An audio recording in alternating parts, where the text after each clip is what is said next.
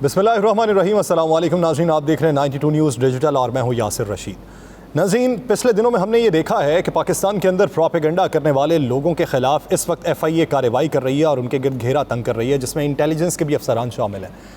हमने उस दिन भी बात की थी कि पाकिस्तान में प्रोपेगेंडा जो आप कर रहे हैं ये 5th जनरेशन वॉर को हवा दे रहे हैं और ऐसे अनासर को तक़वियत पहुंचाने की कोशिश कर रहे हैं जो बैरून मुल्क में बैठे सिर्फ ये सोचते हैं कि पाकिस्तान में लूप होल्स क्या हैं, हम वहाँ से घुस के पाकिस्तान पे वार कर सकें, लेकिन उन्हें वार करने का कहीं पे मौका नहीं मिलता तो उन्हें वो फैसिलिटेशन आप फराहम करते हैं। पाकिस्तान के अंदर कई ऐसे यूट्यूबर्स और सोशल मीडिया पे इन्फ्लुएंसर्स ऐसे मौजूद हैं जिन्होंने प्रोपेगेंडे को हवा दी है सिर्फ व्यूवरशिप के हवाले से।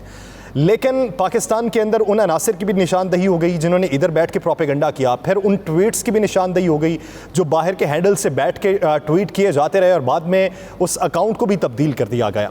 पाकिस्तान में आप ये समझते हैं कि शायद आप इदारों पे तनकीद करके ख़ुद को मेन स्ट्रीम लाइन में ले आएंगे और आप उन लोगों की नज़र में आ जाएंगे जो लोग आपको जानते नहीं हैं। हमारे यहाँ क्या होता है कि अगर आप किसी की फराख दिली की बातें करते रहें और किसी के नजराने के लिए कुछ बातें करते रहें, आप मेन स्ट्रीम में ना आ सकें और वो नज़र आप तक ना पहुँच सके तो आप दूसरा रास्ता इख्तियार करते हैं। आप उसकी ज़ात पे कीचड़ उछालना शुरू कर देते हैं, अखलाकियात के दायरे से बाहर निकलते हैं और करैक्टर असैसिनेशन शुरू कर देते हैं। तो कोई ना कोई लम्हा ऐसा ज़रूर होता है कि उसका कोई रकीब वो आप तक ये खबर पहुंचा दे कि वो आपका बहुत बड़ा नाकिद है और वो आपके बारे में ये राय रखता है, फिर कहीं ना कहीं आकर उससे मुलाकात भी हो सकती है और यूं आप अपनी जो कामयाबी का रास्ता है इस तरीके से उस्तवार करते हैं। लेकिन ये जिस हद तक ख़तरनाक है ये उतना ही पाकिस्तानी सालमियत को भी नुकसान पहुंचाता है। मैं माजी करीब में लेके जाऊंगा आपको।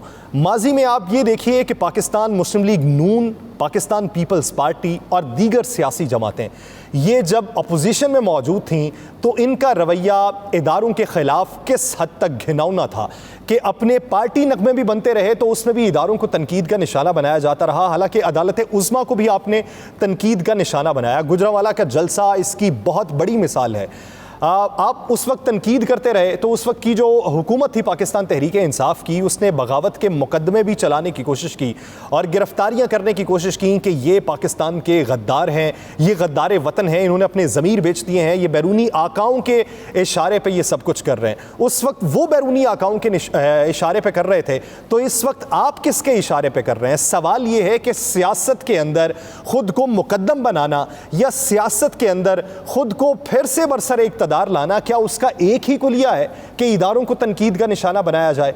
आप इस वक्त ये देखिए कि पंजाब की हक़ हुक्मरानी किसके पास है? पाकिस्तान तहरीक इंसाफ के इत्तेहादी हैं परवेज़ इलाही साहब, वो इस वक्त पंजाब की वज़ारत आला की कुर्सी पर बराजमान है।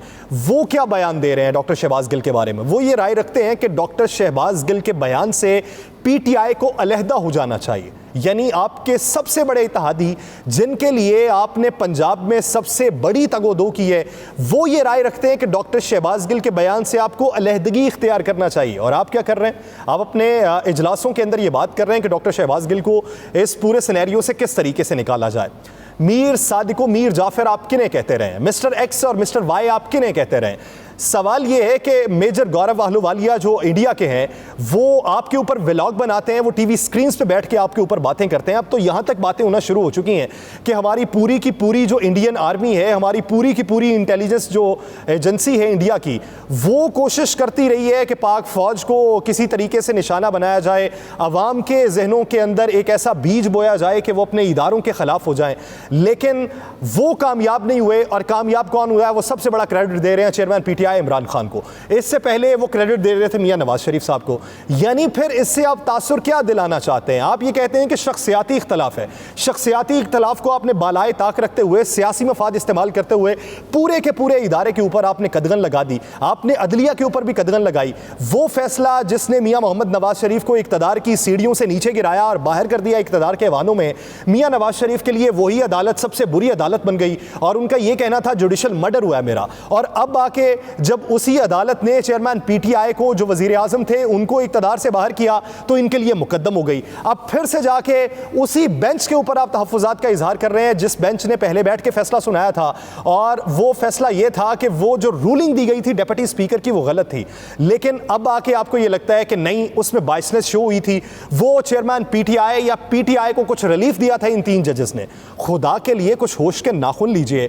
आप अपने सिर्फ सियासी मफादात के लिए और डंग टपाऊ पॉलिसी के तहत अपना वक्त गुजारने के लिए और अपनी अवामी मकबूलियत में इजाफा हासिल करने के लिए इस तरह के लेबल लगा देते हैं और फिर उसका दिफा करते रहते हैं। मुझे कोई एक सियासतदान बता दें जिसने इदारों पर तनकीद की हो आज से 10 साल पहले और अभी भी वो उस बात पर कायम रहा हो। सवाल ये पैदा होता है कि क्या ये इक्तदार में रहते हुए किसी इदारे पर तनकीद करते हैं? ये एक बहुत बड़ा सवाल है।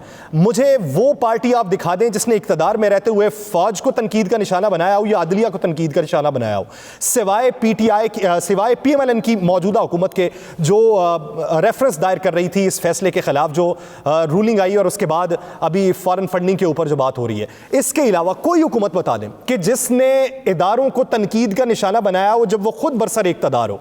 आप जब इक्तदार के ऐवानों से बाहर हो जाते हैं आपको सारी खामियां तभी नजर आती हैं, आपको सारे लूप होल्स तभी नजर आते हैं, आपको तभी ये नजर आता है कि कौन किसको फेवर दे रहा है, आपको तभी ये लगता है कि अमेरिका ने साजिश कर दी है, आपको तभी ये लगता है कि अमेरिकी बयानिए और बैरूनी एजेंडे के तहत ये हुकूमत बरसर इक्तदार आई है। आपको अपने होते हुए कभी ये नहीं लगता कि अमेरिका को अड्डे अगर दिए गए तो वो किस तरीके से दिए गए। आप जब बाहर निकलते हैं तो आपको तब याद आ जाता है, तब आपके दिल पे नाम भी लिखे जाते हैं, आपके दिमाग के ऊपर लोग भी सवार हो जाते हैं और आप ये सोचना शुरू कर देते हैं कि हाँ मैंने अपने दिल पे नाम लिखे हुए हैं, मैं बताऊंगा। सवाल ये है कि जब आप अपने जलसों के अंदर ये बीज बोएंगे नफरत का, तो वो नफरत का जो बीज है वो आपको तो मकबूलियत, शख्सी मकबूलियत की सतह पे ले जाएगा, लेकिन मुल्की सालमियत के ऊपर आप जो कदगन लगा जाएंगे उसकी कौन भरपाई करेगा? आप कैसे कह सकते हैं कि मैं मुहब्बे वतन हूँ? मैं किसी को गद्दारे वतन का सर्टिफिकेट नहीं बांट सकता। हर जिस तरह मैं किसी मसले के ऊपर नहीं बात कर सकता। अगर कोई अहले तशय्युत से ताल्लुक़ रखता है तो मैं उसकी जो एहतराम है, उसके जो जज्बात हैं, उसका जो अकीदा है, उसके ऊपर कदगन नहीं लगा सकता, ना उंगली उठा सकता हूँ, मेरी हैसियत ही नहीं है। लेकिन हमारे यहाँ क्या किया जाता है कि हमारे यहाँ पुराना रिवाज ये था कि इनको मसल की बुनियाद पे तकसीम कर दिया जाए और इनके आपस में इख्तलाफात इतने बढ़ा दिया जाए कि पाकिस्तान में खाना जंगी हो जाए। अब जब जाके मसल की तौर पे इस्तेहकाम पैदा हो गया है, टेलीविज़न से वो खुतबात अवाम तक पहुँचना शुरू हो गए हैं जिनसे कॉन्सेप्ट क्लियर होना शुरू हुए हैं, तो अब आके एतराज़ात फिर क्या लगाए जाते हैं कि अब ये तो रास्ता बचा नहीं है। रास्ता ये है कि इदारों के साथ तनकीद करवाइए और टकराव करवाइए जिससे माहौल एक ऐसा पैदा हो जाए कि पाकिस्तान के अंदर खाना जंगी की सूरत हाल इख्तियार हो जाए। हमारे यहाँ वक्त गुजरता है, ये आज के दिन इतना जो ग्रज है और एग्रेशन है मेरी बात में, वो सिर्फ इस वजह से है कि हम ये बयानात सुन सुन के थक चुके हैं। कोई एक भी अपने बयान पे कायम नहीं रहता, थोड़े अरसे बाद तब्दील हो जाता है। शहबाज गिल साहब कल बयान कुछ और दे रहे थे, बाद में जब पकड़े गए हैं तो उनका बयान क्या आया वो भी आप सबके सामने। ये सॉफ्टवेयर अपडेशन की जो टर्म इस्तेमाल की जाती है हमारे यहाँ, इसे अब अज़राह तफन्नुन हम इस्तेमाल करते हैं कि सॉफ्टवेयर अपडेट हो गया। खुदा के लिए ये सॉफ्टवेयर अपडेट जो आपने करना है ये उस वक्त ना कीजिए कि जब आपसे कुछ गलत काम हो गया हो। आप शख्सी तौर पे पहले भी खुद को बेहतर कर सकते हैं, अपनी जो अखलाकी इक़दार है उसको पहले भी बढ़ा सकते हैं। मॉरली आप करप्ट हैं तो आप कैसे मुमकिन है कि आगे जाके आप मॉरली करप्टेंस की वो वजूहात बयान ना कर सकें जो आपने मुस्तकबिल के अंदर जिससे फ़ायदा उठाना हो। एक वक्त के अंदर आप ऐसा इल्ज़ाम लगाते हैं कि जिससे ये लगे कि ये बंदा बहुत अच्छा है, कुछ अरसे बाद आप उसी बयान से मुकर जाते हैं और आप ये कहते हैं कि मुल्की सालमियत के लिए और मुल्की तहफ़्फ़ुज़ के लिए हमें इससे पीछे हटना पड़ा। कल तक पाकिस्तान मुस्लिम लीग नून JUIF जिनके लिए हमारे इदारे ख़राब थे, आज तक उनके लिए ठीक है। पाकिस्तान तहरीक इंसाफ के लिए कल तक सब कुछ ठीक था। यही चेयरमैन PTI थे जो उस वक्त के वज़ीर आज़म थे और कसीदे पढ़ते थे फ़ौज के।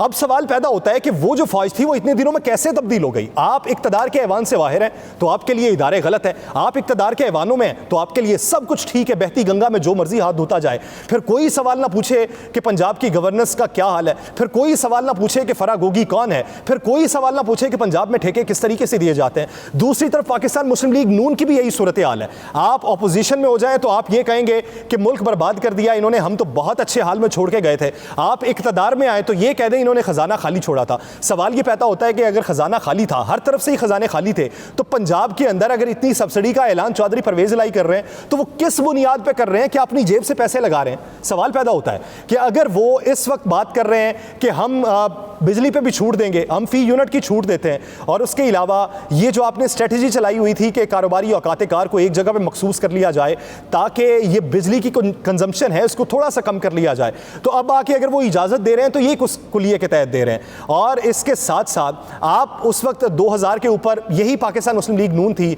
जिसने 2000 का ऐलान किया था और PTI उस पर तनकीद करती थी। अब आके चौधरी परवेज इलाही साहब 1500 का ऐलान कर रहे हैं। अब नहीं बातें समझ में आती। यानी आपने आपने जो बयान दिया वो आपके लिए बहुत अच्छा है, आपके मुखालिफ ने जो बयान दिया वो आपके लिए बहुत गलत है। यानी आपका जो इस वक्त नैरेटिव है वो सबसे बुलंदोबांग नैरेटिव है और आप उस पर अटल हैं। दूसरे ने जो बात कर दी है वो चाहे दीन के ऊपर बात कर दे, मसले के ऊपर बात कर दे, मुआशी सूरत हाल पे बात कर दे, सियासी सूरत हाल पे बात कर दे, वो गलत है। आपका नैरेटिव, आप ही अकले कुल हैं और सारे गलत हैं। ये सारी सूरत हाल हमारे पाकिस्तानी सियासतदानों की है। पिस्ता कौन है? पिस्ता एक आम शख्स है, आम पाकिस्तानी है जिसने 2 वक्त की रोटी कमानी है, लेकिन उसके लिए जो तरीक़ाकार है वो ये सियासतदान खा जाते हैं। इनके कुलिये अपने, हर कोई आएगा कुलिया तब्दील कर देगा। सोचने की ज़रूरत यह है कि लॉलीपॉप हमें कौन देता है, ये नैरेटिव कौन बनाता है। ये आप भी इंतज़ार कीजिए, मैं भी इंतज़ार कर रहा हूँ। मुझे दीजिए इजाज़त, अल्लाह ने के बाद।